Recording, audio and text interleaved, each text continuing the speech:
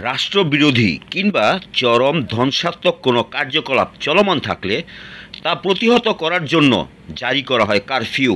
Hello viewers, আমি advocate Mahmudun নবী।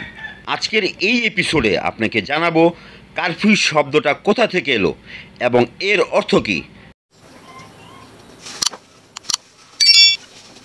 Curfew শব্দটা এসেছে কুবারফিউ থেকে, আর এই কুবারফিউ শব্দটা হলো ফরাসি শব্দ। এর অর্থ হলো অগ্নি নিবারণ করা।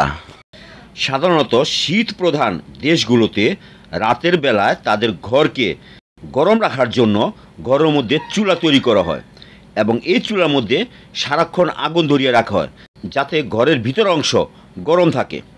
তো অনেক সময় দেখা গেছে এই চুলা জলাবস্থায় ঘরের লোকজন ঘুমিয়ে পড়ে, এর ফলে রাতে ঘরের তাপমাত্রা বৃদ্ধি পেতে থাকে এবং সমগ্র ঘরে আগুন ধরে যায়। তাই এই ভয়ঙ্কর অবস্থা থেকে পরিত্রাণ পাওয়ার জন্য রাত 8টার মধ্যে ওই চুলার আগুন নিভিয়ে ফেলতে হবে বা চুলা ঢেকে রাখতে হবে। তাই রাত্র 8টা বাজলেই ওই এলাকাতে একটি ঘন্টা বাজিয়ে দেওয়া হতো, যাতে ওই এলাকার অধিবাসীরা সহজে বুঝতে পারে তাদের চুলার আগুন এখন নিভিয়ে ফেলতে হবে। আর এই কারণে এই নিয়মকে আবার সান্ধ্য আইনও বলা হয়। আর এইভাবেই কুবারফিউ শব্দ থেকে চলে এসেছে কারফিউ শব্দটি। এবার আমরা জানব আমাদের দেশের কোন আইনে এই সম্পর্কে কি বলা হয়েছে। বিশেষ ক্ষমতা আইন 1974, এই আইনের 24 ধারাতে সান্ধ্য আইন সম্পর্কে বলা হয়েছে।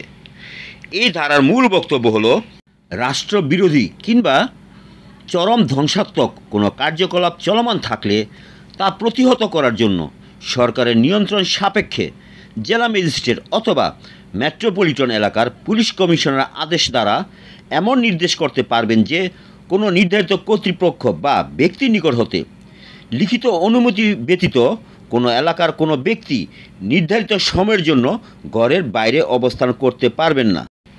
যেমন এখনকার কারফিউর কর্তৃপক্ষ বলেছেন বিমানের টিকিট, জাতীয় পরিচয়পত্র কিংবা কর্মক্ষেত্রে আইডি কার্ড, এসব কাগজপত্র কারফিউর পাস হিসেবে গণ্য করা হবে।